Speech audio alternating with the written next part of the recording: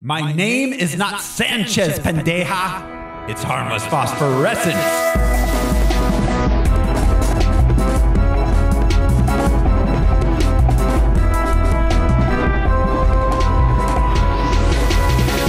Hello, everyone. Batman's a fascist, and I'm your host, Thoreau Smiley. Who's joining me this week? Hey, I'm Josh Cece, and I also deserve a luxury dump. I'm Brian Lesh, and we can't cry yet. We have to rescue Jaime. And I'm world-destroying weapon, the OMOC, one-man Alaric Weber Corps. This is Harmless Phosphorescence. It's your deep dive movie podcast. We pick a theme or a series, we watch the movies, we gather some research into the production and the source material, then we tell you about it. This show is brought to you by patrons. Patrons like executive producers Michael Beckwith and Atticus Burkett. Be a patron. Just do it. Patreon.com/harmless entertainment. $1 a month is all you need to get a lot of bonus content.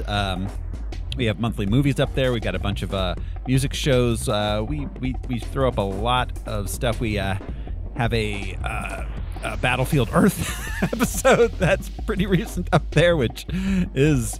We threw up a lot during that episode. Yeah, we did. We're going to be doing Brick this month. That'll be coming up there soon. Patreon.com/harmless entertainment. Now, Ryan Johnson's Brick, if you want something to be mad about. Yeah, well, you're on the internet, so we assume you want to be angry. But this time on Harmless Phosphorescence, we are watching Blue Beetle. Okay, I want to fly. Let's do this. Yeah! You gotta force it to come out. What do you... You're a genius. Well, I know. But what'd I say? No! Wait.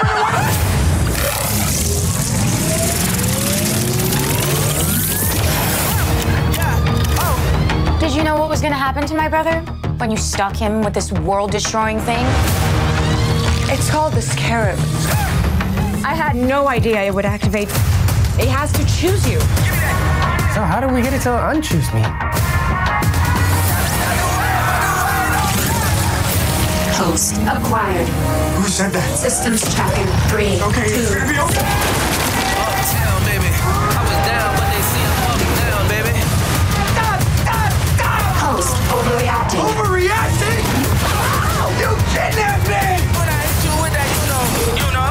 Threat approaching. Engaging host protection. You get like a judo. And when we get in mode, I'ma jog it like I'm Cujo. Threat eliminated. Sorry about that! Are they trying to steal away? Cut it out. What do you think the government is gonna do when they figure out that some kid has this military tech? Bust it down.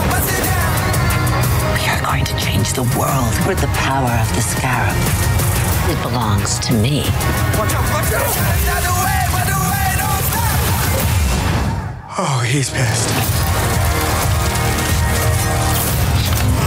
Listen to me!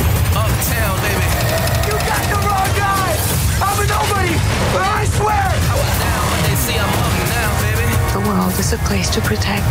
I have an arsenal at my disposal. Anything, please? Watch and learn, Jaime. Whatever you can imagine, I can create. Yeah, that's more like it.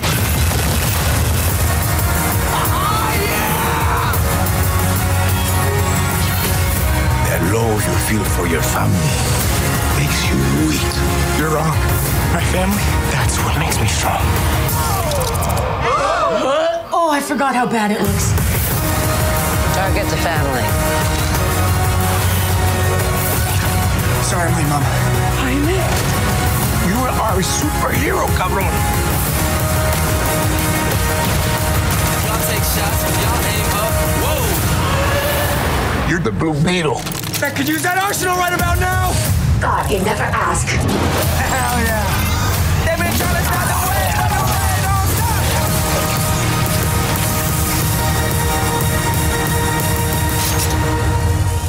Bust it down, bust it down. Nana? I advise we back away. Uptown, I was down, but they see I'm up now. Blue Beetle. Was released August 18th, 2023. Has a running time of 127 minutes. It cost $125 million, and it made $130 million. So, I mean, it wasn't disastrous, but it wasn't great as far as the box office goes. For an unknown property, that's not bad, you know? Not bad, especially in 2023, the year of superhero movie collapse.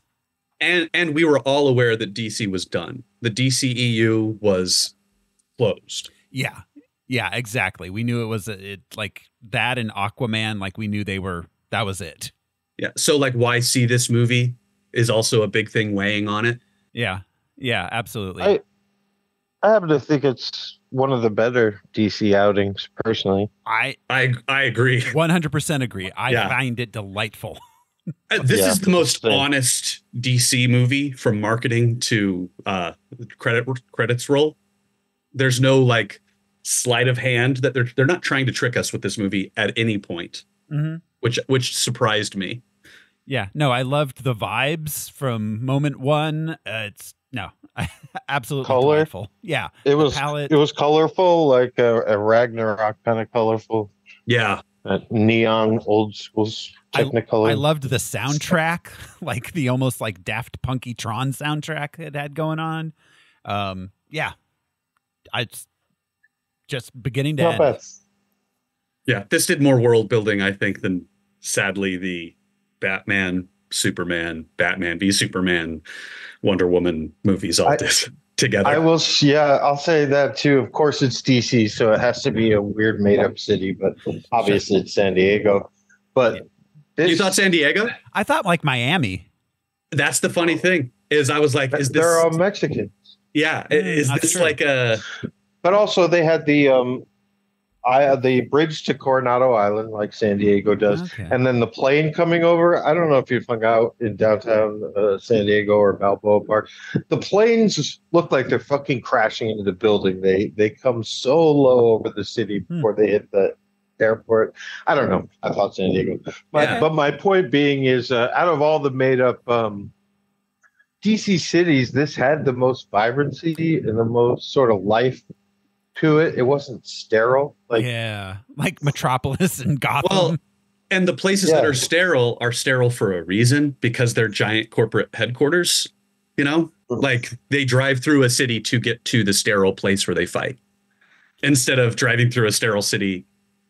Kind of thing. I just meant like Metropolis being a good example, the best example, but even Central City, where it's just, you know, Gotham has character, but it's ridiculous at this point.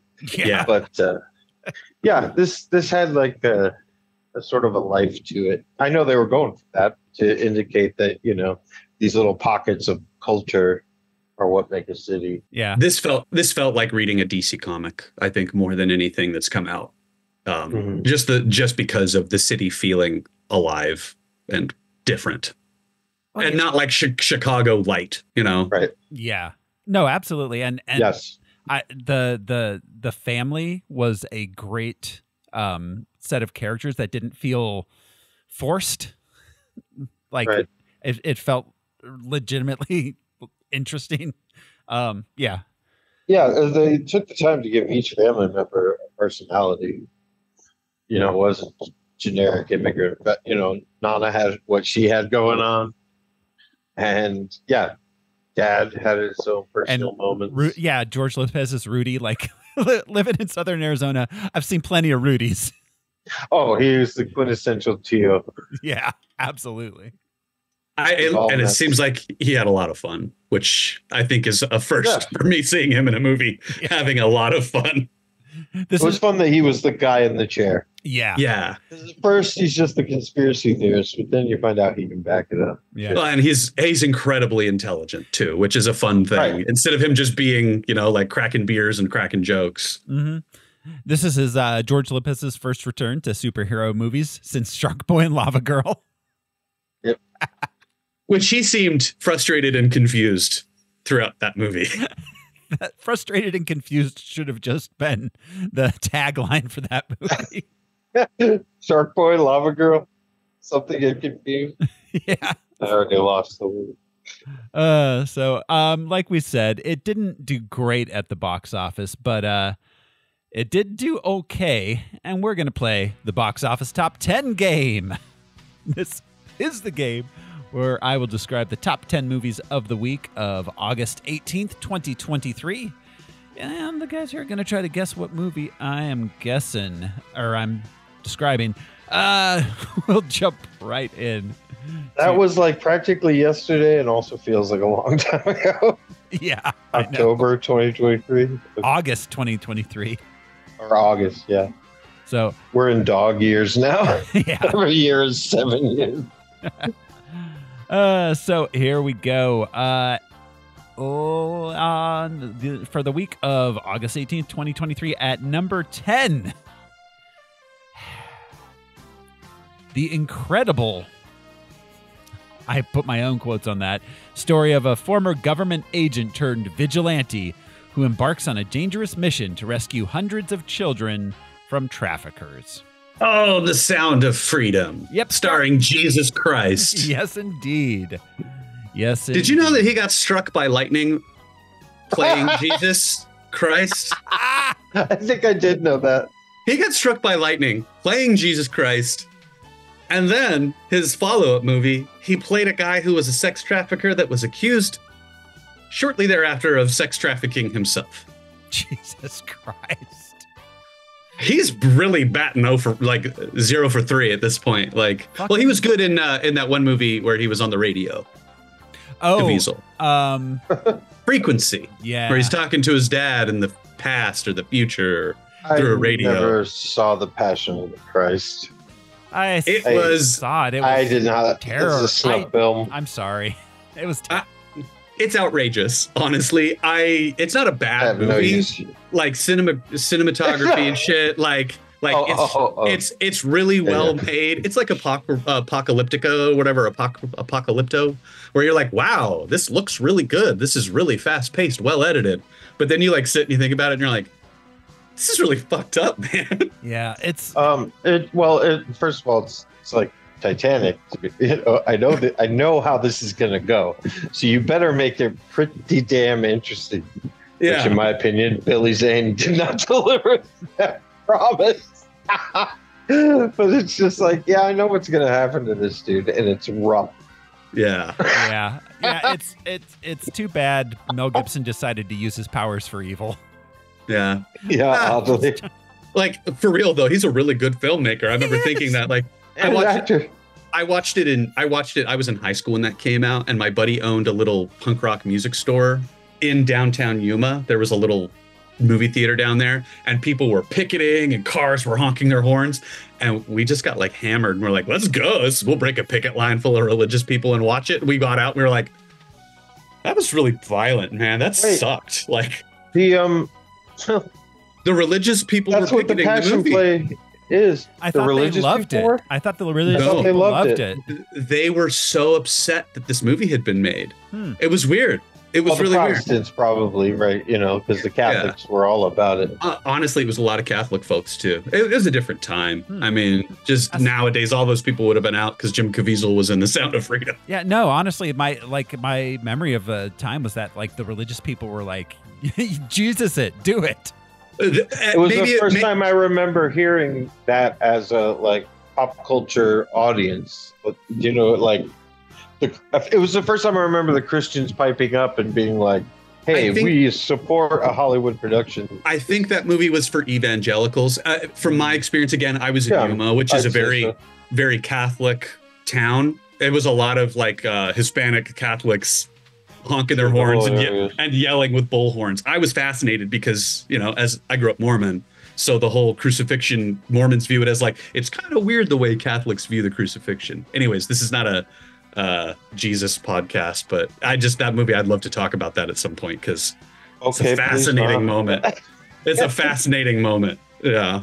In history or in film? Just in movies, just how weird everybody got about it. There's a book about this, right?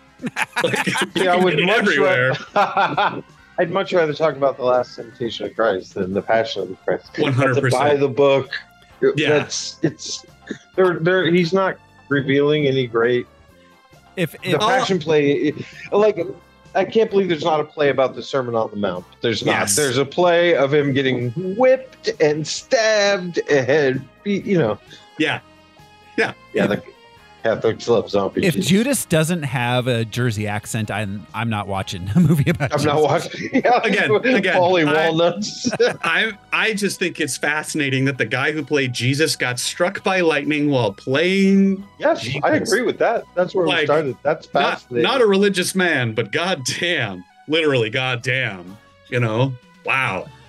At number 9 at the box office. I didn't realize The Passion came out in 2023. That's wild. A team of secret agents must track down a dangerous weapon before it falls into the wrong hands. It's always about to fall into the wrong hands. It's always about to fall into the wrong hands. Is this a Mission Impossible still hanging in there? It is Dead Reckoning. Still hanging in there. I wish that was so better. I mean, it made $567 million, and it was considered the failure of the Mission Impossible movies. I think it's funny because he's always hanging from something. And just to say this about that movie, to stroke Tom Cruise a little bit, he made sure that everybody got paid through COVID for that movie. That's why that movie cost so much money to make. Yeah. No, absolutely. Which is incredible. Yeah, for him. It was almost $300 million. Yeah. Well, and you're that kind of guy. And like a third of that was wages during COVID, like doing nothing. Yeah. So, well, I'm glad we're not talking about the Passion of the Christ anymore. So now Scientology. Yeah, no, let's keep that. We already had our Scientology episode. One day we'll get our Evangeli episode in. So Jesus is a superhero, right? Someday we'll get our Zoroastrianism episode.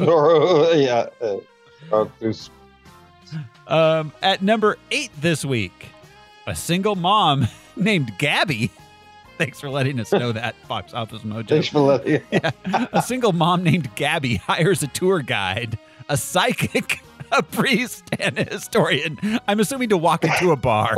This is Haunted Mansion, right? It's Haunted Mansion, yeah. Jude and I, a couple years ago, went to Disneyland.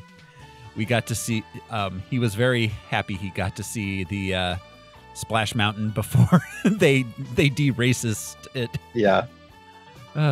Me too. Hey, it's 2024. Why not now, I guess? Yeah. No, it's all Princess and the Frog everything now. gets updated. Everything gets updated. Like, it's just we can amazing. talk about the reason academically, just have a discussion about it. But it's just like, yeah, we changed it to another one of our properties. Yeah. Moving on. Just the fact that the Song of the South remained in the park for 70 years is pretty fascinating. Yeah, I mean, like you can't watch the movie on Disney Plus for a reason. Yeah. I have it commemorated on socks. I was there shortly after Splash Mountain opened, actually, and I thought it was so fun. It's incredible. I loved it. The picture of us coming, you know how they take the picture as you're coming down Splash Mountain. Did you flash? No, yeah, shirt up. No, Jude with a sad face drawn on it. Oh, it's a natural sad face, Josh. That's how my chest hair grows in. All right. Yeah, no, but Jude looked so upset on the picture that the following Christmas Moon had it printed on socks for me. And it's my single favorite object that I own. That's fantastic. It was beautiful. Oh, so beautiful. He looked like he had been through war. Just the expression on his face. This poor teenage kid going down Splash Mountain. It was fun to see that kiosk deal with the advancement of smartphones. You know, people trying to take pictures of the picture. Yeah. I remember that early on too, them just waving their arm. Don't. Well, yeah, now when you go, like, you just purchase the download code. Yep. Yeah, I've used that. It was pretty neat. Yeah. All right. At number 7 this week at the box office, when a group of friends discover how to conjure spirits. Oh, this was a decent movie. Using an embalmed hand, They become hooked on the new thrill until one of them goes too far and unleashes terrifying supernatural forces. I watched this. It wasn't bad. Yeah, what is this? Listen to me or follow me? Talk to me. Talk to me. Yeah. Yeah. Like talk to the hand? I guess. Yeah, it's a hand. It's like a monkey. It's a monkey paw type situation. That's cool. So yeah, you get the bad part of the but it's wish. Not, no. There's not wishes. No, there's no wishes, but the enchanted there's hand. There's a hand, and when you hold onto the hand, you can see dead people. That's about it. But then, of course, and the teenagers are doing it as like a TikTok challenge. But then, of course, it goes too far, and the dead people start killing people. Yada yada. Horror movie. Oh, it always goes too far. Yeah. At number 6 this week, a research. This title. Anyways, a research team encounters multiple threats while exploring the depths of the ocean, including a malevolent mining operation. I was unaware of that aspect. They're mining malevolence. They're mining, but they're mean about it. Because they're manimals. Yeah. This is a sequel. Is this Black Panther 2? No. Is this Godzilla versus Kong? No. This is starring Jason. Deep Blue Sea? You're getting closer, Al. Jason, Deep Blue. The Meg 3. Meg 2. The trend. Megan. Yeah, no, Meg 2 just makes me think, Meg. Yeah, just Meg. It's just Peter Griffin coming. Yeah. At number 5 this week, opening at number 5, an abandoned dog teams up with others to get revenge on his former owner. Oh. Sorry. Was this that like explicit one, Kevin Hart? Not Kevin Hart, but I think you're on the right track. Starring Will Ferrell and Jamie Foxx. Oh, something. I was going to say something dogs. Of course it is. The Secret Lives of Dogs. Wild Dog 2. The Sisterhood of the Traveling Dog. It's called Strays. Oh, Strays. I've seen the thumbnail. Yeah. I heard it was fine. I haven't watched it. Yeah. I think we were talking about it last week or recently, but talking dog movies are what they are. Yeah, exactly. At number 4 this week, 4 brothers. They were 4 brothers. Is it that movie, 4 Brothers? Yeah. Work to earn the love of New York City while facing down an army. I guess they are brothers. I had never really thought of them as brothers, but of course they are. This is animated. Oh, Turtles? Mutant Mayhem. Mutant Mayhem. Yeah, the Seth Rogen one. Yep. Not bad. Yeah.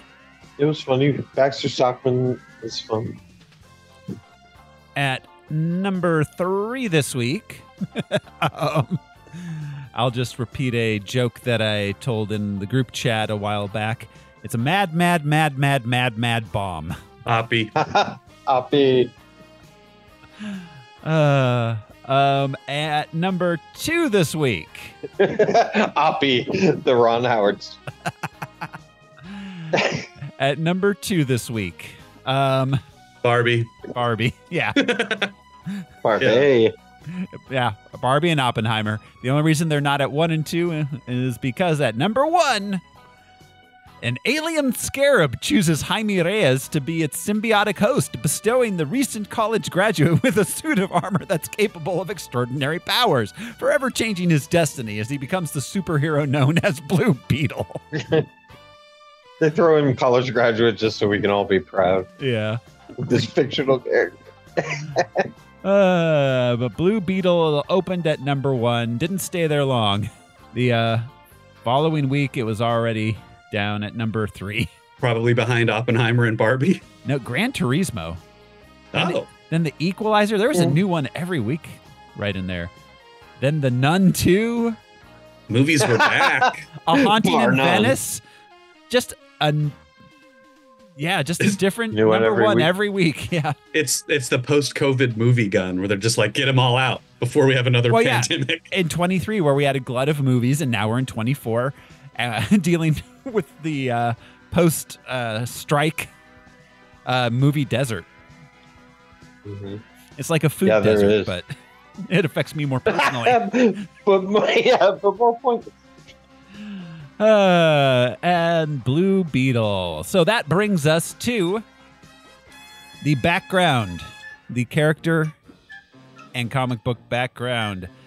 Professor Al, it's your time to shine. Like a scarab? Like a shooting star. Like a space scarab. Isn't that a David Bowie Like a firework.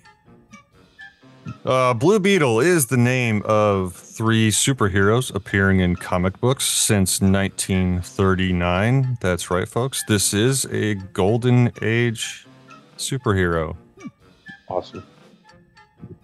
The first Blue Beetle was Dan Garrett, created by Charles Nicholas Wojtkowski and Fox Comics, first appearing in Mystery Men Comics #1, August of 1939. Dan Garrett was a rookie police officer who wore a special bulletproof costume and took a special vitamin 2X, endowing him with super energy. Special vitamin. The vitamin, okay, but I would have been like, could you share that armor with the rest of the police force? Or, yeah, no? Oh, okay, no. Garrett was assisted in his fight against crime by a neighborhood pharmacist. So am I, in a roundabout way. I think he did more than give him the vitamins. Yeah, but, the business. Not sure. The character starred in a comic book series, a comic strip, and a radio serial, but fell into obscurity in the late 50s like most Golden Age superheroes. Switched over to Atomic Age heroes. Fox Comics went out of business in the mid-50s and sold some Blue Beetle printing plates to Charlton Comics. Charlton initially reprinted Fox stories in an anthology comic, then gave Blue Beetle his own series.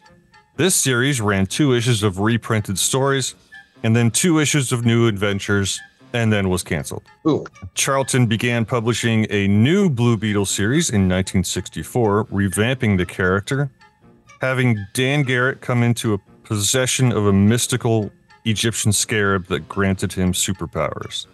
So we got a new origin story. This series lasted 10 issues.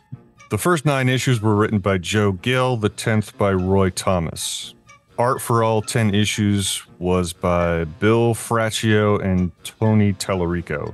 Blue Beetle was reinvented again in 1966 by Steve Ditko. They introduced Ted Cord, a student of Dan Garrett, who takes the role of Blue Beetle after Garrett's apparent death. Cord was an inventor hero using a variety of gadgets with a day job of running his own research lab. This Beetle appeared in 4 issues of Captain Atom, then received his own series, which ran for 5 issues until Charlton ceased publication of its entire line of action hero comics. Wow. Charlton's lineup of superheroes, including Blue Beetle, was sold to DC Comics in 1983. Blue Beetle was jumped into the DC universe during the Crisis on Infinite Earths. Yep, I remember that. His new series, written by Len Wein, lasted 24 issues from June of 1986 to May of 1988. We love some Len Wein on this podcast. He brought us the Swamp Thing. Ted Cord was now a billionaire industrialist owning the massively successful R&D company Cord Industries. Do they make rope or cord? His mass hemp fields. I'm making rope, I swear. Blue Beetle became a member of the Justice League in 1987 and became best friends with teammate Booster Gold. Oh, I know. I wish there was. Anyway. That's interesting. That may be a reason to keep this character in the DCEU moving forward then. Yeah, well, yeah, I've got a tidbit about that. Yeah. Ted Cord floated around the DC universe, appearing in several series until he was killed in Countdown to Infinite Crisis, May of 2005. He was killed by Maxwell Lord, a character that we saw in Wonder Woman 1984. Oh. In 2006, DC introduced a new Blue Beetle, teenager Jaime Reyes, whose powers are derived from the scarab, now revealed as a piece of advanced alien technology. Those were the choices, ancient Egyptian or advanced alien. There's no middle ground. It was made of sand or of another. Jaime Reyes lives with his parents and sister in El Paso. He may have moved after he became the Beetle, but initially, if you've been to beautiful El Paso, either Texas or Mexico, there's not a lot of water. There's one big source of water. Well, but the thing is, down in the West Texas town of El Paso, I found anyway. Reyes. So I was just going to say, you'd mentioned San Diego. Part of me thought maybe this was Corpus Christi also, because it's kind of that coastal isthmus-y. There's lots of but have you been to Corpus Christi? Have you been to the oil? Not in 25 years. It's been a long time, but yeah, it's a sad beach. It definitely doesn't have a vibrant downtown. No, I'm pretty sure it's San Diego. If you ask me, because it's Tijuana's right there. Reyes finds the scarab in a vacant lot, and it fuses with him in his sleep. Of all the things I've ever found in a vacant lot, it's never once been a scarab. But some things have fused to me in my sleep. The scarab is part of an advanced hive mind. It's artificial intelligence intended to supplant that of its wearer, turning them into a covert agent for the Reach, which was a ancient alien group of marauders. Charity organization. The scarab, Khajiit, is a tool of war for an ancient race of cosmic marauders known as the Reach. Okay, I skipped a line. So it's supposed to supplant the intelligence of the wearer. Khajiit, however, is damaged and forms a symbiotic relationship with Jaime. This Blue Beetle had It's strictly a working relationship. Sorry, that wasn't worth interrupting. This Blue Beetle had a 36-issue run starting in 2006, eventually ending due to poor sales, then appeared in a backup feature in Booster Gold. Blue Beetle had a 16-issue run as part of the New 52 in 2011, then an 8-issue series called Threshold. In 2016, DC Rebirth happened. Jaime Reyes included, getting an 18-issue series until 2018. DC also resurrected Ted Kord somehow, who becomes Jaime's mentor. A new Blue Beetle series, limited series, started in 2022, followed by new ongoing series in September of 2023. After this movie came out, which appears to be still going. Cool. Carapax was in the comics, but he was investigating the death of Dan Garrett, got his mind accidentally transferred into a robot, and became Carapax the Indestructible Man. I hate when that happens. To accidentally get your mind transferred into a robot. It's the American dream. Yep. That's a Tuesday. No more lower back pain. Yeah, no, I'm only partially kidding. Yeah, we're almost there. Cross our fingers. The OMACs are also from the comics, an acronym for Alternatively Omni Mind and Community Observational Metahuman Activity Construct, or One-Man Army Corps. The OMACs are humans transformed by a nanotech virus into cyborgs with the purpose of assassinating any and all beings with superpowers. This was based... that version was based on a Jack Kirby character who was essentially a future Captain America. Carapax? The OMAC. The Jack Kirby OMAC. Gotcha. Was the one-man army corps, basically future Captain America. Sure. But in the DC universe. Right. And class dismissed. All right. Thank you, Professor. No more school's out. That brings us to the production of the film itself. Warner Brothers and DC Films started developing this around 2018. There's not much interesting behind the scenes per se. They originally brought on writer Gareth Dunnett Alcocer. He is probably best known. Let's see. He wrote. He worked. He's probably best known for Blue Beetle. He also worked on some. He was a writer for several Mexican films and a TV series called The Boys Mexico, which I think might actually be a Mexican version of The Boys. Wow. Yeah, I'm a little unclear that's on cool. that. Yeah, but that they got that's cool. Yeah, they got that guy.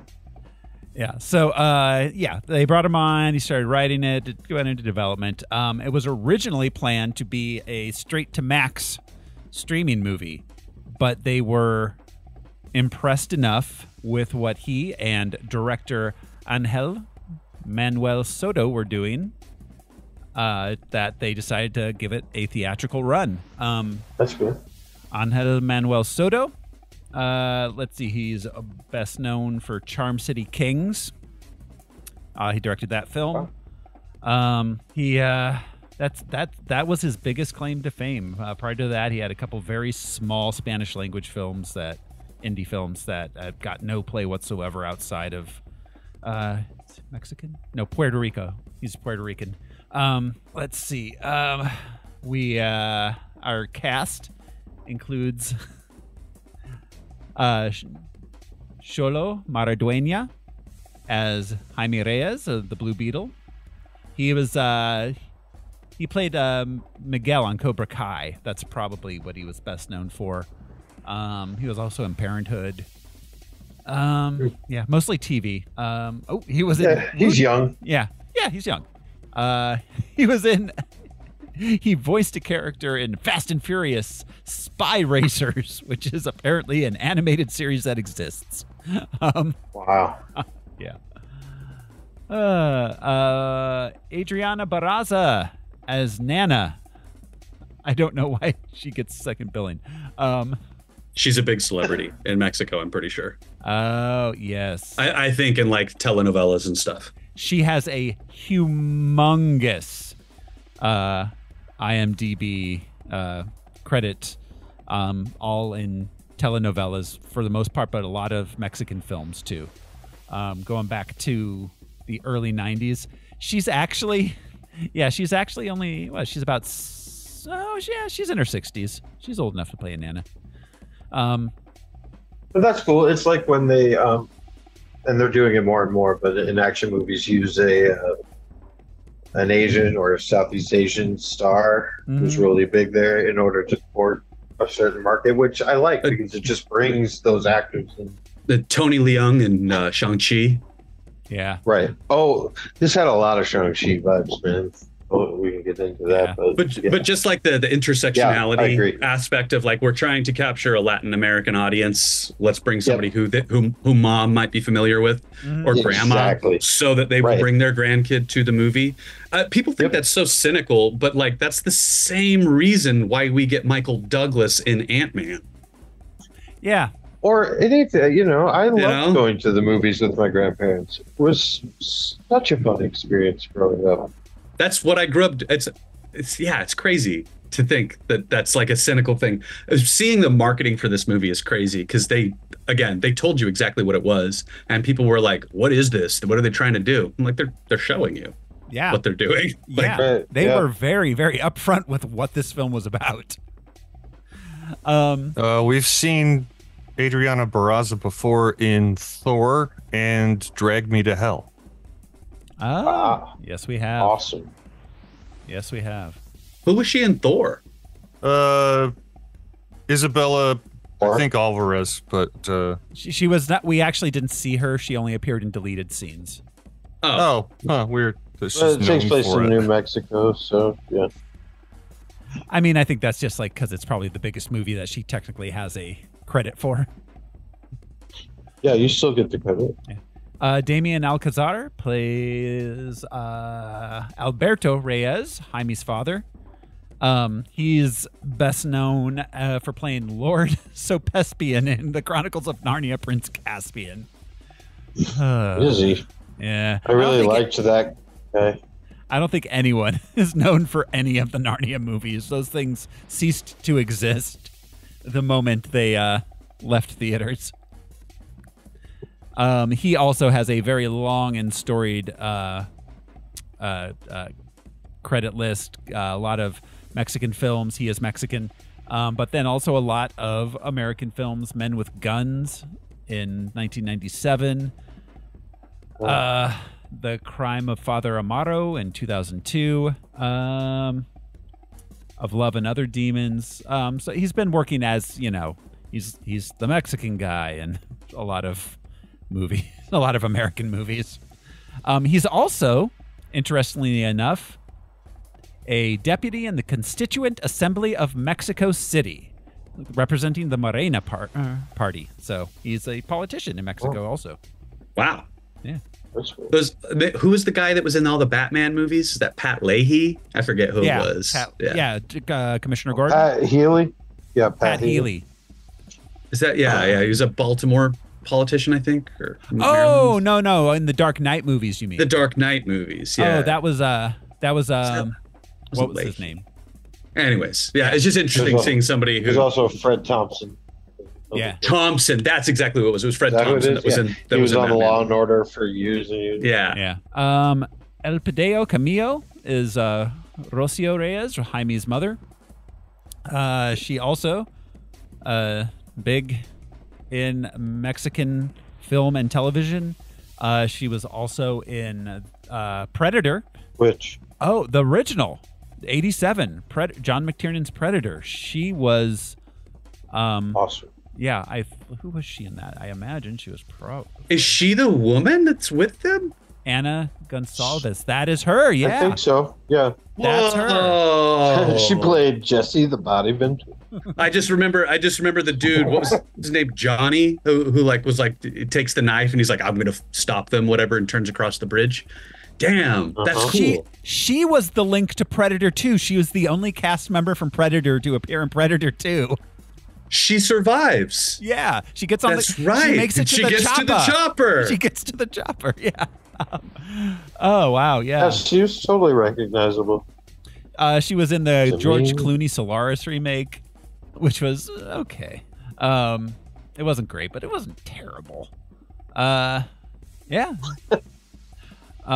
She was in 8 episodes of Euphoria, a movie about teenagers fucking. The TV show? The TV show, yeah. I was like, there's a movie also? Yeah, I'm sorry, the TV show. I was confused. Yeah. Bruna Marquezine plays Jenny Cord. I'd never seen the feminine of Bruno before. Bruna Marquezine, Bruna. Yeah, she is best known for playing Jenny Cord in Blue Beetle, but additionally, she was in a fair amount of Mexican television and film. They really got actual Mexican actors and actresses for this film, and it's awesome. That's awesome. Yeah. Yeah. She's also a singer and a model. The mom? No, the Jenny Cord. The love interest, yeah. Bruna, yeah. Our exposition device, as I like to call her throughout the entire movie. Yeah, for sure. Yeah. Raul Max Trujillo as Ignacio Carapax, OMAC. He's let's see. Oh, he was in Apocalypto. Came up twice organically. We saw him recently in Cowboys and Aliens.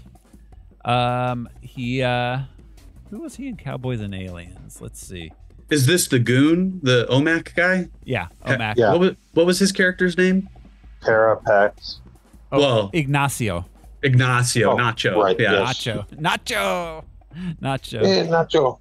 Yeah, he played Black Knife in Cowboys and Aliens. I think he played a native. Yeah. He was also in Riddick, Sicario. Octavio's dead. Sicario Day of the Soldado. Yeah. Dude's working as a character actor for sure. Susan Sarandon as Victoria Court. That's ridiculous to Bill. Yeah, just like evil McEvil face. I will say this. I feel like she was playing all of her like political enemies in film. Like this is how she views the world functioning. Because she put a lot into this evil. I don't know. I think she showed up. She was like, "I'm evil." Okay, that's all. No, I don't need it honestly, anymore. I'm just evil. There's this weird lines. Because she's weirdly like not weird. She's very, very, very politically active. But it just felt like this is how she views bad people. Was how I viewed like she's not doing a subtle evil person at all. She's just like evil people are evil. They're always evil. Well, she is very active and vocal, but she's kind of an idiot. If you that's kind of what I'm getting at. Like she's her an view idiot on the right side of things. I mean, frankly, she couldn't even tell the difference between Tim Curry and Tim Robinson. Who was it? Barry Boston. Who played Brad? Barry Boston. Yeah. Susan Sarandon, for anyone who doesn't know, is fucking Susan Sarandon. Bull Durham, Witches of Eastwick, The Client, Dead Man Walking, Rocky Horror, Thelma and Louise, George Lopez. And then she had a run of MILF Gilf movies and shows for a little while. She was on 30 Rock. And, yeah. She did. That's My Boy. But yeah, George Lopez as Rudy Reyes. Last time we saw him, as we mentioned, was Shark Boy and Lava Girl. His very first movie was Ski Patrol. That movie's fun. Yeah, movie's hilarious. He's hilarious. His stand-up is some of the best. Belisa Escobedo as Milagro Reyes. That's Jaime's sister. I loved her. Yeah, she was great. She's fun. This is her first film role. She was in a series called The Baker and the Beauty. She was in 2 episodes of American Horror Story. Oh, no, I'm sorry. There was a movie she was in called Sex Appeal that came out in 2022. Hocus Pocus 2. The upcoming Hocus Pocus 2 she is going to be in. Sorry. Oh, that already came out. Did it? I thought. Oh, Hocus Pocus 2. You're right. Yes, I'm sorry. She was in Hocus Pocus 2. I was thinking, I got confused. There's an remake of there's a sequel to Practical Magic that's being made. They need to bring the craft back. Hell yeah. An all new generation of goth girls to they're there. Just to confuse me. Caddy and spellcasting. Yeah. Harvey Guillen as Dr. Jose Francisco Morales Rivera de la Cruz, a.k.a. Sanchez. Guillermo. Not you, Guillermo. From What We Do in the Shadows. Gizmo. I love that it's always not you, Guillermo. This is how we all speak in Tucson, Arizona. Jackie Daytona, baby. That is coming back for its last season soon. It's a good one. Yeah. So, a couple other tidbits about this. James Gunn has said that while this film is disconnected from the new DC universe, the new one, not the Snyderverse. I will only refer to the old one as the Snyderverse now in order to avoid confusion. I'm fine. Yeah. I'm fine with that. Yeah, that makes sense. Yeah. This is not going to be part of the DC universe, but he is bringing back Xolo Maridueña to reprise the Blue Beetle in DC universe properties. He is. Okay. Yeah. And did you mention Booster Gold yet, tidbit? Because I really want to see that character. I didn't know. I don't know about Booster Gold. I just know that that Blue Beetle's coming back. There's a Booster Gold show in development. Oh, because James Gunn could crush that character, like he did Peacemaker. Just so wacky, and another thing where he has no powers. He's just a billionaire. Couple other Easter eggs in this. I'll just break them all out now. The green light. There's a green light at the beginning during the credit sequence. The director confirmed that that's a reference to the Green Lantern Corps. Okay. They were the enemies of the Scarab and the Reach in the comics. The Reach, yeah. The Reach around. That's what I thought of. At one point, there's a Spanish newscast in the background on TV, and they're reporting that Bruce Wayne bought Twitter. He's very Muskian. Yeah. You know, like spends a lot of time talking about the problems of the world that he could solve. Yeah. Check. Literally. Yeah, of course. You could clean up Gotham. I'll never forget that Wonder Woman scene is quite possibly the greatest Snyderverse moment we got ever, when there's the lasso of truth. Yeah. If I really wanted to fight crime, I'd end poverty. I just listened. I just had to go on a long drive last week, and I was listening to podcasts, and one of them was I forget what the show's called, but they were they were talking about the Flash, and they had Patton Oswalt and what's his name? Pete Holmes. Oh, Patton Oswalt and Pete Holmes talking about the Flash. And Pete Holmes was like, I don't know what everyone's on. I haven't watched a superhero movie in 4 years, and I watched this and I loved it. Every second. It was the best movie I've ever seen. And Patton Oswalt was like, you are insane, Pete. You are out of your mind. He catches a baby in a microwave. Yes. A terrifying CGI baby. Yeah, I skip through that part usually, but it's not bad. It's just that kid. Yeah. It is. But it's not good either. Yeah. So I'm with Patton. And of course, the last little tidbit I have is it's fairly obvious that the big sword he has there, that's the Buster sword from Final Fantasy VII. When he says you can come up with anything you can imagine. On Rotten Tomatoes, it has 78%, and I do have a few Letterboxd reviews. User The Film Drunk writes, George Lopez is back in the superhero genre after his most acclaimed performance in Shark Boy and Lava Girl. 3 stars. User Brian Espita writes, that moment when the girl you're into is talking about her dead parents and you get a boner. Yeah. As if circumstance and boners have anything to do with each other, really. And David Chen writes, if this had come out 15 years ago, it could have been DC's Iron Man. He's not wrong. No, not wrong at all. I agree with that 100%. Yeah. The suit looked great. His mask was one of the cooler masks. Yeah. I've seen. Suit looked great. It was a ton of fun. Contour. I think if this had come out 6 years ago, this would have been the DCEU's Black Panther. Yeah. Snyderverse. Sorry. Yeah. If this had come out in 2016 or 17, it would have been massive.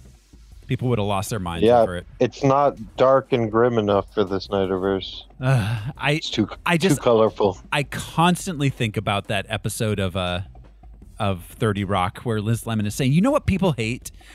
They hate really, really dark, gritty superhero movies. Those things suck. Yep. She's right. Yeah, when she's listing things that dudes like that suck. Yeah, exactly. Steakhouses. Is she talking to James Marsters then? No, I can't remember. Or Jack, probably. Might have been Jack Donaghy, yeah. So, yeah, that's about... No, I'm sorry, Tracy, because he's like, no, our stuff is awesome. That's right. So that's about it for the background, guys. You ready to jump into the movie? Carapax, ready the claw. Said Susan Sarandon. Ready the claw. Ready the claw. Susan Sarandon. It's not ready. Susan Sarandon had to say ready the claw. To her highest ranking soldier. There's not a claw guy. Oh my God. All right, here we go. This is Blue Beetle. We open in Antarctica. A pair of penguins make their way. No, that's. I accidentally watched Morgan Freeman. I accidentally watched March of the Penguins. That's never an accident. Yeah. Just a beautiful movie. It is. Members of Cord Industries, led by the company's co-founder and CEO Victoria Cord, locate an ancient alien artifact known as the Scarab. We meet Nacho, aka. It's sealed in a giant cement sphere. Orb? Yes. Yeah. As they are. I'm assuming by that Ted Cord put it there. Now that I've seen the rest of the movie. Yeah. Yeah, that would make sense. Trying to fortify it. Yeah. Sounds like something he'd do. Well, and apparently he put a bunch of cement balls all over the world so that it was more difficult for them to find it. Although somewhat easy because they're big giant balls. Oh yeah, but he had decoys. Did what's her name? Jenny? Susan Sarandon? Jenny. Okay. Jenny Cord. Did she mention later that Dan Garrett? Did she mention Dan Garrett when they were in like the Beetle Cave? Okay, I thought so. I was just wondering if all three characters had... I believe that it's even Rudy that mentions it, that it wouldn't bond to Ted Cord, but it bonded to right. Okay. His assistant. Probably would come up later, but yeah. So yeah, Ignacio's cyborg implants. He's got a metal arm and a really banging furry coat. he's looking good. He looks like Macklemore in the thrift shop. Yeah, he does. He probably only has $20. You got a broken keyboard? I bought a broken keyboard. Brought a skeet blanket. We also meet Dr. Rivera de la Cruz, a.k.a. Sanchez. We get a credit sequence that gives us some backstory about the Blue Beetle and how Ted Cord went missing. His sister took over the company and started making weapons. Then... Oh, sorry. This was also where they mentioned Dan Garrett originally finding the scarab in a Mayan pyramid. Mm. Oh, right. Then we cut to the airport. Jaime Reyes returns to his hometown of Palmera City after graduating from Gotham Law University. His family's... Where the time to enroll is now. Yeah. Gotham Law University sounds like a scam. It definitely does. Like the Hollywood upstairs medical college. Yeah. Like it's Wayne U. Yeah, exactly. Like, why do I need to pay a billionaire to go to his college? Well, that is a good question. And one of the funnier lines right off the bat where he's like, how do I look? And the dude's like, you look 6 digits and dead. Yeah. Seriously, though. Mm-hmm. Ouch. Yeah. It comes up again, too. And Billy says, I didn't apply to college because I can't afford to go to college. Mom. Anyway, sorry. So yeah, he meets his family there. He quickly learns they're facing eviction after he gets his tacos. But just like the sweet parent, like they didn't want to burden him, but there were so many things that had happened while he was gone. It was so bad, but I like this though because this is so real. His family doesn't always share things out of protection, and they're so proud. But also, sorry, we've been keeping this from you at the same time is a very real thing. Yeah, for sure. Yeah. And that, like, these are not kid problems. These are adult problems. Mm-hmm. So, if you're a good parent, you don't involve them in adult problems. Hey, and you know what sucks? Being an adult.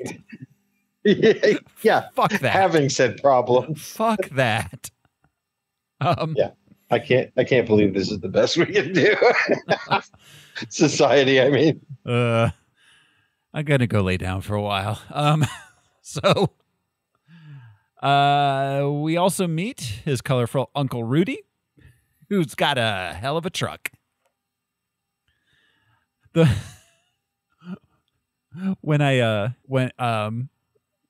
once started a job, and one of my co-workers was this like middle-aged Mexican dude.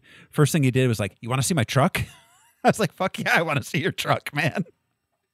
Show me your truck. Well, I just love it's always a Tacoma, especially now. Yeah. Not back in the day, but now it's a Tacoma every time. Mm-hmm. But he calls it Taco.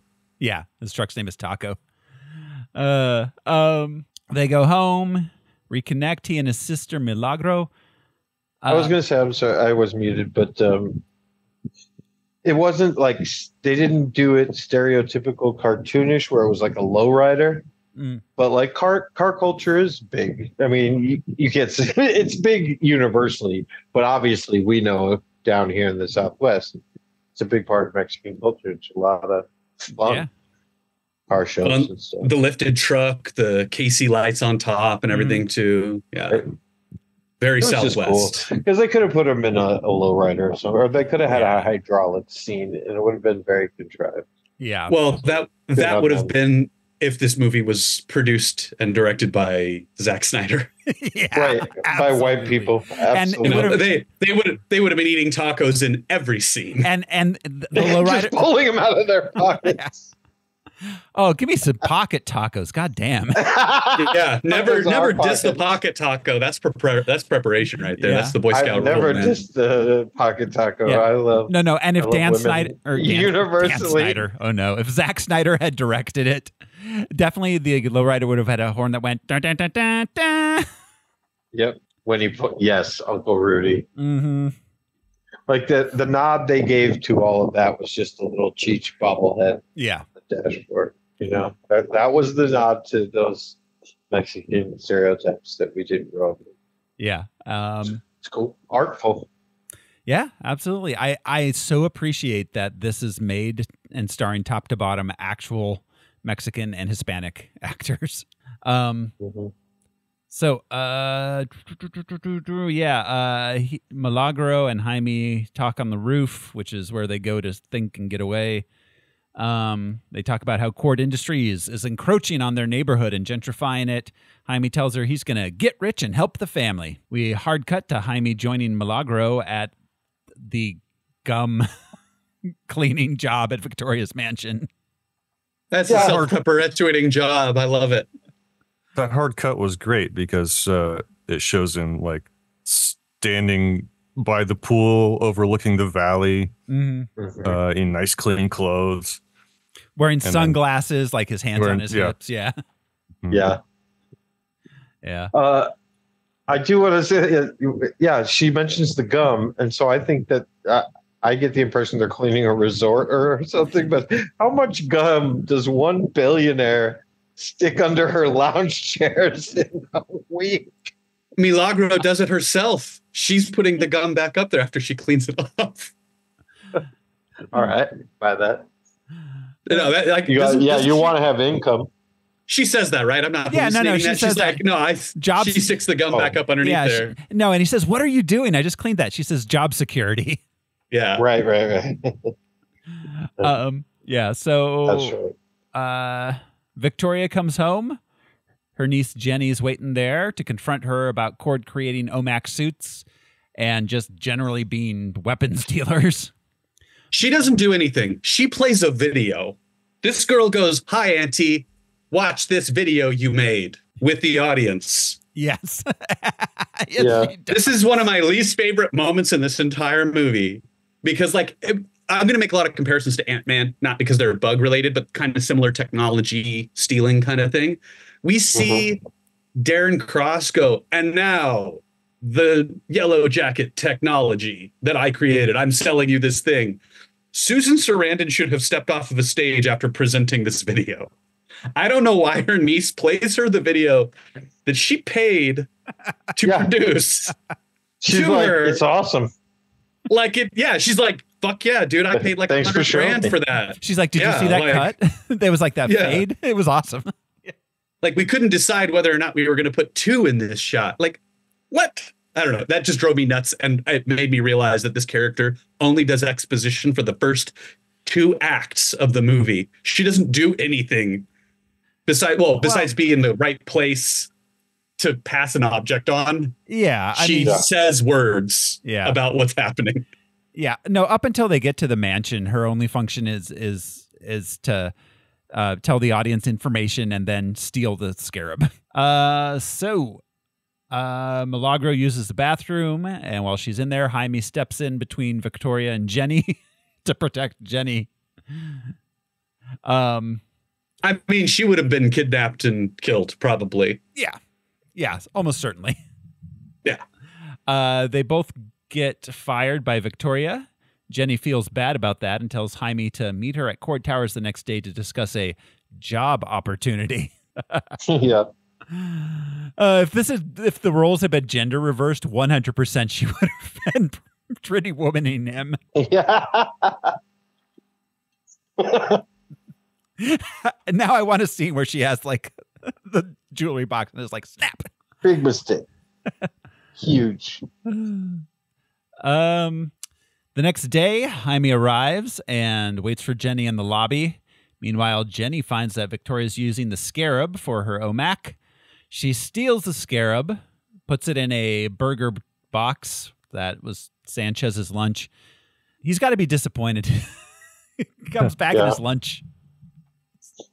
That was a Big Belly Burger, which is a fictional restaurant appearing in comics since 1988. It was mentioned like over and over in the various Arrowverse shows. Is how I recognized it. There's actually one functioning Big Belly Burger restaurant in Six Flags. Oh, that's cool. Road trip. Yeah, she passes it off to Jaime. Tells him not to open the box. Later at home, Jaime's family immediately convinces him to open the box. Jaime touches it, and the scarab activates and fuses with him, encasing him in an armored exoskeleton and destroying the house in that was a fun transformation. You missed one key detail that our uncle points out. It went in his ass. Yeah, no, and he brings it up again later, and he's like, "It didn't go in my ass." I don't know how else it got in there. Mm-hmm. I like it under the skin like a beetle. The horror aspect of this is really like strong for a kid's movie. That's what I was saying with the transformation scene. Was a pretty cool, creepy transformation scene. So the second time I watched this, I watched it with James Gunn in mind because he had said like, "Oh, this might be the one thing that I keep," and I think that might be one of the reasons why. Because it was not just a kid's movie. It didn't just look like a kid's movie. It had those moments of like, oh God, what the hell is happening? That he thrives on like the gross factor. He enjoys not body horror. Yeah. Body horror. Yeah. But I would say this doesn't reach the level of body horror almost because it's just gross. There's like a brief moment with his face that's body horror, I will say. And the burning of the like clothes and looks like his skin's burning and then the armor and they're right. Like the way it's sticking out of his spine in the back is pretty fucked up. That first look at it. Stuff. Yeah. But yeah, they could have not gone that way at all. It could have been very Iron Man. And I think he wouldn't have been as like, let's keep it. It would have just been another movie. Yeah, it could have just nanotech gone inside him and then just the suit. But then it would have made the symbiote thing a little weaker story-wise. Yeah. If it was just an armor, you know what I mean? Like a nanotech, press a button, becomes the armor. It's a really good choice. Definitely. Yeah, for sure. The suit blasts him out into space, then takes him back down into the city. He destroys a bus, freaks out some stoners. Then the suit, did they take edibles or did they drop acid? I couldn't tell. It was hard to say. Yeah, couldn't tell. I assume they were edibles. Yeah, I assume edibles. Just because it's like a kid friendly kind of thing. I don't know. Growing up, like edibles were hard to come by, so when you had to make your own. Yeah, when somebody said has a hit, I don't know. I always think psychedelics just fine.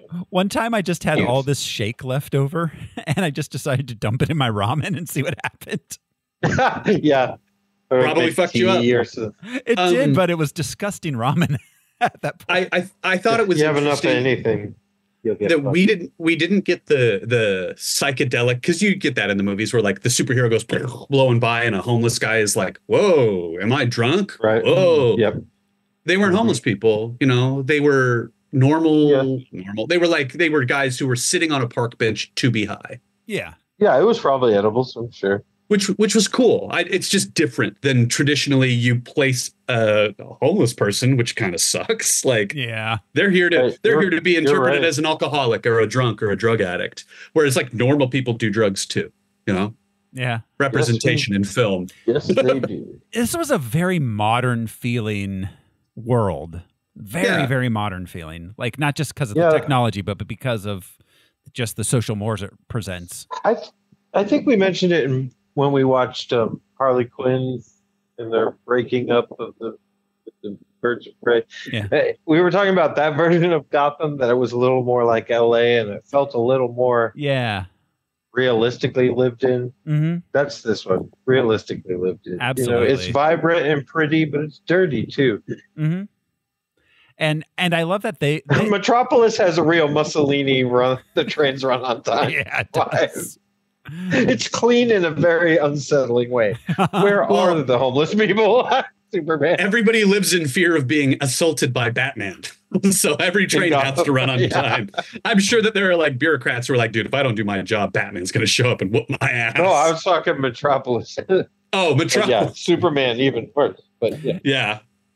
Metropolis is suspiciously clean. Like I imagine the water's not clean in Metropolis, and Superman shows up at the wastewater treatment plant.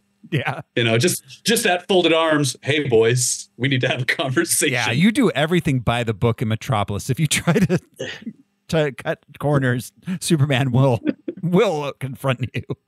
I meant more of the quote unquote human trash that say like homeless people, like we were saying, and kids doing drugs on a park bench. You don't see that in Metropolis. No. Yeah. It's either a building is collapsing or nothing. There's not even jaywalking. That's because alien Santa is watching. Yeah. You better watch out. Exactly. Alien Santa. Yeah, so he destroys a bus, then the suit takes him back home where he passes out naked. Jaime wakes up later. He goes to find Jenny for answers. He finds her running from Victoria's armed forces and helps her get away, taking her back to his house. Luckily, he had her number. What was it? 8675339. Hey, here's a tip: if you're ever traveling and you're in a city and you have to get something at a grocery store and that you don't have a phone number for like their enter the local area code with 8675309. Guaranteed, someone has put that in. Thoreau, I don't know if you remember, but you and I and Carrot, we saw Tommy Two-Tone play with the refreshments. Yeah, I remember. That, rally in the sun. Yeah. That was fun. Yeah, no, that was a cool show. The refreshments. Yeah. So she tells Jaime that the scarab's a sentient weapon. It has willingly chosen Jaime to be its host. Jaime just wants it out of him. And Jenny has an idea, but they have to go get a key from Cord Tower. So with the help of Uncle Rudy, Jaime and Jenny they break into Cord Tower. They get a smartwatch that used to belong to her father, Ted. Then they get attacked by Ignacio, who has an OMAC prototype infused into his body. This is the point where the scarab is revealed that its name is Kajida. It temporarily takes over Jaime's body and battles Carapax. Rudy and Jenny help incapacitate Carapax, and they escape and decide to go hide out in her childhood mansion, which has been abandoned. Oh, what was the name of the device?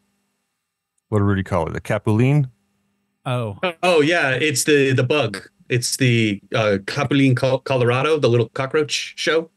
Yeah, it's B-Man. What's his name from Simpsons? From Chavo del Ocho. Yes, it's based on that. He was a cricket. Yeah, a red cricket. It was a live action show where some dude dressed up like that. Uh-huh. Okay, I did not catch that reference. Yeah, it's a real thing. Yeah, they do it at the end. Did anyone stay for the post credits? Oh yeah, the post credits is the broadcast that breaks in. Yeah. Oh yeah, breaks. Okay. Huh. So they are back at her childhood home. She uses Ted's watch to activate a secret laboratory. And I love that apparently her father was Pablo Escobar. Yeah. the flamingos and all. So that makes me think of Miami. But yeah, just the wild exotic animals. Yeah, for sure. Deserted mansion. She reveals to Jaime that Ted was the original Blue Beetle. It's a little confusing on the timeline, but it's a fictional world, so I guess it doesn't really matter. It feels like all the Blue Beetle stuff happened in the 80s, but they're like 20 years old, so it would have been the 2000s. Well, Rudy remembers it growing up. Yeah. So because there was the 80s. There was the original Blue Beetle was Dan Garrett. Yeah. And then Ted Cord would have come a little bit later. He could have been doing it in the 80s, and then just because she was born, they would have been born in the late 90s or early 2000s doesn't mean that he wasn't alive in the 80s being the Blue Beetle, I guess. Rudy walks into the Beetle cave and he says, like, Ted Cord was the Blue Beetle? Yeah, yeah. So he knew it growing up. Yeah, so it would the 80s, right? Yeah. 70s and 80s. That makes sense. Just because he didn't have a kid till the 2000s doesn't mean he wasn't in the 80s being the right. Beetle.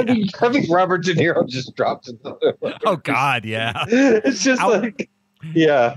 Yeah, my eyes see Oppenheimer. Pacino just had a kid. Yeah. So let's see. This is the point where Jaime and Jenny bond over I don't know, just stuff. Her dead dad and the boner. Then she tells him that he disappeared, leaving his company to Victoria. He's assumed dead. Then they notice Victoria's helicopter flying towards Jaime's home. Jaime summons Kajida and flies back there to protect his family. They're being held at gunpoint by Cord armed forces. This is so fucked up. This is a private security force. This is not the police. Yeah. They called the cops to say that he was missing, and the secret security force showed up. So yeah. Yikes. Yeah.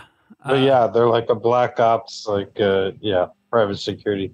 Wasn't Blackwater? What was the? Oh yeah, Blackwater. Blackwater was the Iraqi. They're not Iraqi. Who were they? It wasn't Halliburton. Who was the name of the security? Anyways, we need to move on. Yeah. Yeah. Jaime uses Kajida to help subdue them, but as his father and sister are escaping, his father collapses and dies from a heart attack, distracting Jamie and allowing Carapax to capture him. Jaime is taken to an island fortress where he gets strapped to a machine that downloads information from Kajida into the Omax. Meanwhile, back at his home, his house is destroyed, and the Reyes family is distraught over his dad's death and Jaime's kidnapping. But Nana tells them that they can grieve later. Now they must rescue Jaime. Jenny shows up and takes the Reyes family back to the mansion, where they use Ted's bug ship and its weapons to storm the island. And they say that Nana was either a revolutionary or counter-revolutionary. Yeah. Which is, we mentioned it off air. Carapax was trained at the School of the Americas. I wonder if Nana was as well. She's she says down with the imperialistas. So she's definitely an anti-imperialist revolutionary. Yeah. Good old Crazy. Nana. Rebels. Remember, kids, your grandparents shot people and fucked. Yeah, history George is... Lopez has a huge bit all about that. It's fantastic. History is not very long if you look not that far back. No, it's not. And the older I get, the more I realize how short it is. Oh, and how everybody was young and weird. Mm-hmm. Didn't matter what time it was. So it's like, oh, Grandma was so simple. No, she wasn't. No, she was not. Nope. She was just like you weirdo. Maybe less butt stuff. That seems popular. Grandma's 16 years older than Mom. Do the math, kids. Right. Yeah. Yeah. So, yeah. They storm the island. They sneak in. They take out a bunch of troops. Milagro gets the fist arm thing that makes the shield and the big energy fist. Yeah, the fist arm thing. I thought it was cool. I thought the energy weapon thing, was totally cool.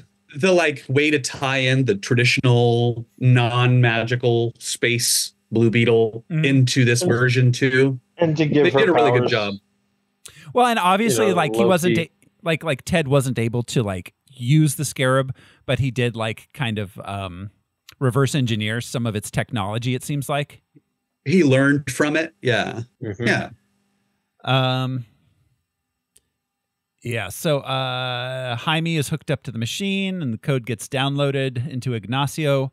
While unconscious, Jaime gets a vision from his dead dad, who encourages him to embrace his destiny as the new Blue Beetle. It's a great power. Yeah. Yeah.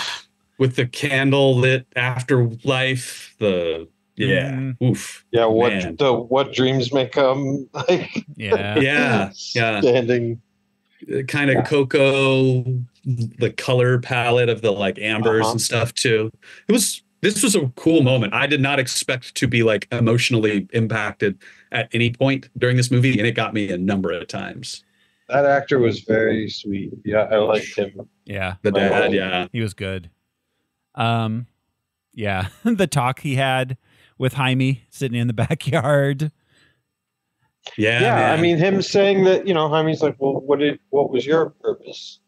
And he admits, like, I still don't know, but right now it's being right here talking to you.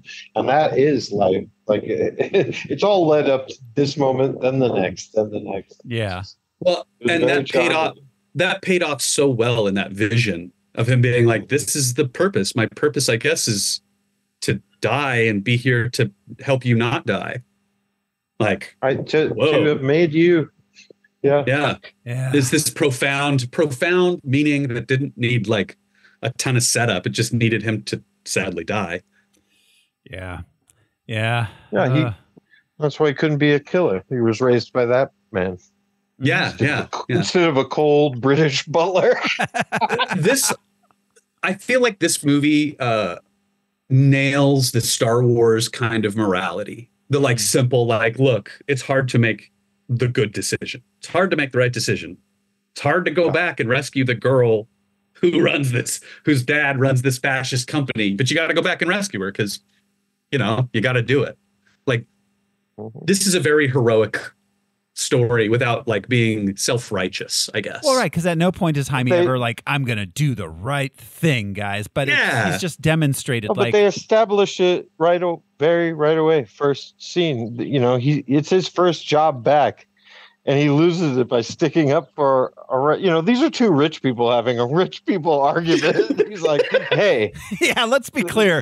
Most of the help would have been like, I don't care what these fuckers are doing. I'm going home after this and having a beer. They're yelling about something that could never affect my day to day. I think it's cool too. Jaime's not burdened with great power. He struggles with it. He's confused by it. But yeah, he's not like, this is too much for me to bear. He's like, my father died and my family is in danger. Fuck, I have to keep moving. Mm-hmm. Not like he'd been living in a dorm. He'd been in college or cabazon, big brain, big head. Like, Spider-Man, it's always, this is too much. My mom died. My aunt died. My dad died. Peter, there's all these bad guys. like this had so many sad moments, but at no point is the main character like, please God, lift this burden from me. I'm a Christ allegory, you know? Like there's no self-pity from anyone in the movie, which again is important. They are losing their life to gentrification, but there's not a pity party. There was, we'll figure it out like we've always figured it out. That's how people live. That's real life. Nobody has a plan. Yeah, we'll keep going because there's no other option. There's no other. Yeah, we'll figure it out because that's how life operates. Yep. We can't cry yet. In the words of the grandma, we can't cry yet. We have to go save Jaime. After the dad died, she's the one who brings everybody together. Mm-hmm. And I love that. I loved how much Spanish there was in this movie. It wasn't just like the families like speaking English to each other and being like, you know what I mean, essay. Right. Or just throwing a mijo in every now and then. Exactly. Yeah, lots of flaco or whatever. Yeah. Yeah. No. Yeah. Nana never speaks English. She doesn't speak English. Yeah. So, which is more accurate if you spent time, around Spanish-speaking families. Like, well, in movies, think that it's Spanglish, like it's a hybrid. But no, they'll say whole thoughts in Spanish and then finish the thought in English and then back. Do you know what I mean? Like instead of just peppering it in. Yeah, it was very accurate. Yeah, absolutely. Again, a whole paragraph in Spanish, and then like, you need to get that stuff out of the car right now. Yeah. Like, whoa, that needed to be said in English. No, again, because this was entirely made by mostly actual Mexican, like born people, like people, talent. Yeah. So let's see. He comes back. He tries to escape, but the OMAC suit activates and evolves into an even more powerful form. Jaime's able to get out with the help of Sanchez. Sanchez is immediately killed. Jose Francisco. I thought it was cool they gave him his heroic moment of saying his name out loud. Mm-hmm. His many names out loud. Jose Francisco Morales Rivera de la Cruz. Yep. That's that. I real quick, and maybe I think it was the earlier fight scene. Symbolically, they knock over a statue of Christopher Columbus. Yes. Why would there be at Cord Industries, whether it's San Diego or maybe Miami? That's closer to because the source, but Susan Sarandon is Italian American. Oh, is that it? Cord is my guess. I know so many Cords growing up in an Italian family. Becky. Cord, K-O-R-D, Cord. Yeah. Well, no, because she's not a Cord, right? Her last name's not Cord. Yeah. Yes, it is. Is it? She's Ted Cord's sister. She's not even married in. They're siblings. I thought that she was married into it or something. Yeah, no, she's Jenny's aunt, aunt. And she blames the patriarchy for like why she has to be evil. Basically, she's like, because I'm a woman, so I have to be more evil than the men. I love it. She has these Fredo vibes, like it was supposed to be me. Yeah. That's not how Dad wanted it. Jaime reunites with his family. Then he has to fight Carapax. Jaime nearly kills Carapax because he thinks that he killed Rudy. So he goes ham, goes ape. Then Kajida reveals to Jaime memories of Carapax's enslavement to Victoria, back to the death of his mother at the hands of Cord Industries. And again, it was obviously Central America, and obviously he probably had to live in the jungles with other rebels. He became a child soldier, yeah. This movie really goes into the like corporations cause problems in South and Central America, leading to immigration. Immigration is a problem in America. INS is abusive towards families. Corporate, like if there is no INS, it's private corporations in this movie. So there's no like border patrol harassing families. they touched on the. Sorry, I caught you off. Right. I was going to say, I'm sure that INS was the next stop after the families were all gathered together because mom and dad and grandma were all in the country illegally. Mom and dad were. Nana and dad were. Rudy does mention it one time, and it also indicates a societal issue that a lot of immigrants have, that they cannot seek civil security. They can't call the cops. They can't ask for any advocacy because they could lose everything just by calling the cops when they need protection too. So they didn't dwell on it, but they definitely mentioned it. Like, who do you call when you're afraid of and everyone with a badge? And this racist idea that undocumented migrants are like coming here and just being like rapists and somehow also illegally voting and collecting Social Security somehow. Yeah, they somehow do that. Yep.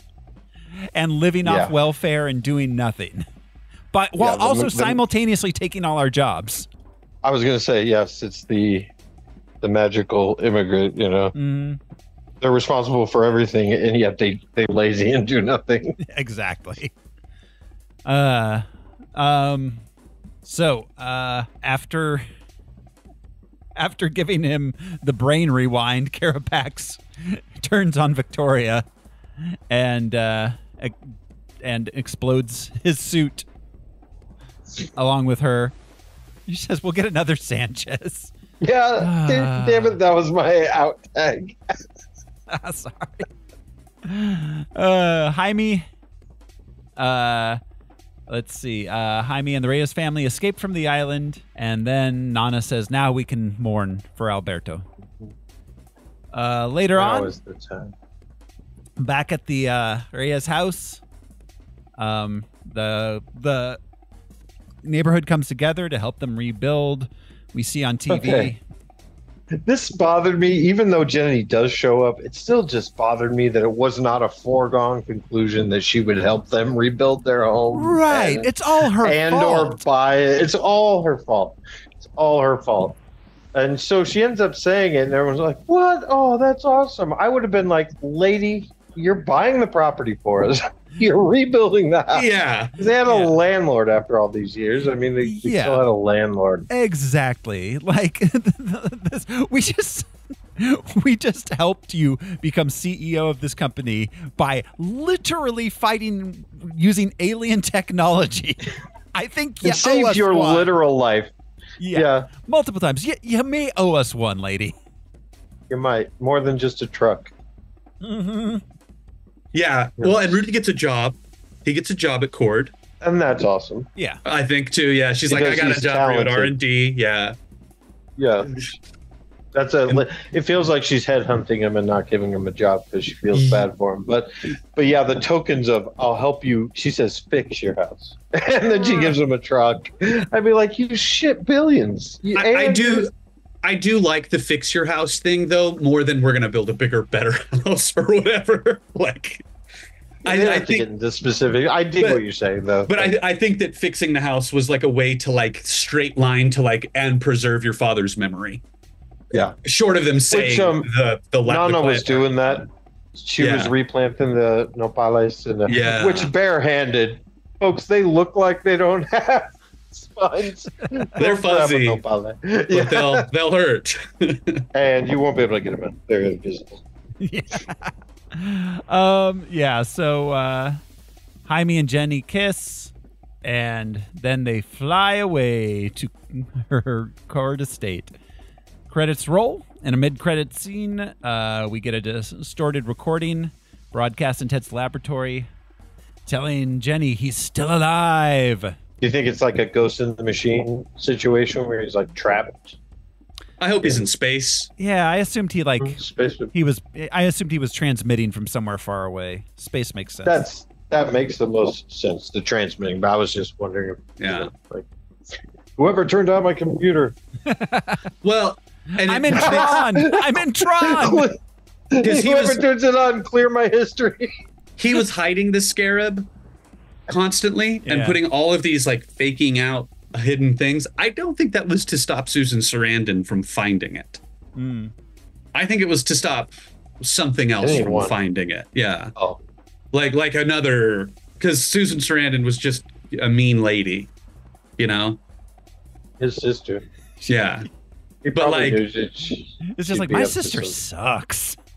But I assumed that he wouldn't have gone through all the trouble to hide the thing from his sister. You know, that was just my take. The moment I heard his voice, I was like, oh shit, maybe there's a bigger story here. You know, I'm sure he wanted to hide it from. Yeah. I have a feeling this will be Green Lanterned though, and we'll never get the Fear Dimension or whatever, Yellow League or whatever the fuck they call it. Yeah. Yeah, I don't know that we're ever going to see another Blue Beetle centric property. I have a feeling he's going to show up in like Justice League stuff, and that would be cool. We need a new Justice League. Yeah. And I want to see Guy Gardner, which I hear is Nathan Fillion. Yeah, which is going to be awesome. Again, it's like a Booster Gold character, like nowhere to go but up, and you don't have a bunch of rules to stick to. Yeah, absolutely. Yeah. So yeah, that's it for Blue Beetle. Do we have any other unanswered questions? No, it's a tight little package. It's exactly what you ordered. Yeah. Sadly, this is the best DCEU Snyderverse movie. It's up there. It washes, no pun, but it washes the Aquaman and Black Adam. Yeah. This Birds of Prey and the Gun Suicide Squad are my three favorites. Mm-hmm. Yep. So now I wanted to point out, I misspoke earlier. I called it El Capulin. It was El Chapulin. Was the live action superhero parody. It's Chapulin, Colorado, right? Yeah. I think it's Yeah, that's right. Because he's the red bug. I liked in the very beginning on the edge keys side, like that's the bar area. It said El Huevos de La Palmera, like the balls of La Palmera. That's what they call where they live. Yeah, that's awesome. So we've got a couple bits of business here. We're gonna thumb it because we've just been thumbing things now. Yes. So we'll go around. Josh. Yeah, thumbs up. This is a good superhero movie. Yeah. Brian. Oh, absolutely, thumbs up. Al. Thumbs up. It was fun. Yeah, and up from me. I think that was probably a given from all of us. We all seem to really enjoy it. But it is also part of our original superhero movie series, which means we are gonna rank it. We've got the rankings, guys. Wow. It's been a minute since we've ranked anything. Flash was the last one we ranked. Where did we put that? Oh, Lord. I can't see on my phone this week. Let's see. Where did we put Flash? Control F. Anyway, can we start at 50 or is the top 52? Well, let's see. I like this by Ant-Man, was my thought. Ant-Man, Wonder Woman-ish area. Okay, so those are kind of by each other. Wonder Woman, 84. Wonder Woman we have at number 40. Wonder Woman 1984 we have at 39. I'm not sure. Birds of Prey we have at 38. That's an interesting one since it's another DC. I think this is better than Ant-Man and the Wasp and Black Widow. It is definitely. I liked it better than Black Widow for sure. I don't know what anyone else feels. I haven't had time seeing this. Was this not as good as Captain Marvel? I didn't think it was. Marvel. Yeah. And I think Ant-Man was tighter. It's funnier. My eyes are so bad. I'm like, what did we do? Woody Woodpecker, but that's Wonder Woman. So what we've got here is, I'll just say, at 32, Captain Marvel, 33, Ant-Man, 34, Black Widow, 35, Ant-Man and the Wasp. Between Ant-Man and Black Widow, you want to keep all the bugs together? Oh my God, yes. How does this keep happening? We keep having yeah, I don't think it's better than the first Ant-Man, even though the first Ant-Man missed some opportunities. It's still fun to see that. Yeah. So that's what I'll vote in between the two. You got a bug, you got a spider, and you got a bug, a beetle, a spider. All right, I think we're all in agreement. We're putting Blue Beetle at number 34 between. We call that our truly Nolan triumph. Yeah, right between Ant-Man and Black Widow, and Ant-Man and the Wasp is right there too. And then slightly below, keep them. Slightly below is Birds of Prey, so they really better watch out because they could get eaten. Yeah. We need to throw Spidey in the mix just to double down. Yeah. But Black Widow, that's a good of all the spiders. Yeah. You can get a real pussy spider, not a Black Widow. No, Black Widows are not bitches. So, all right, that's about it for Blue Beetle. Next time on Harmless Phosphorescence, we're going to be watching The Marvels. Back to the MCU. The Marvels next time on Harmless Phosphorescence. Until then, thanks for hanging out with us, everybody.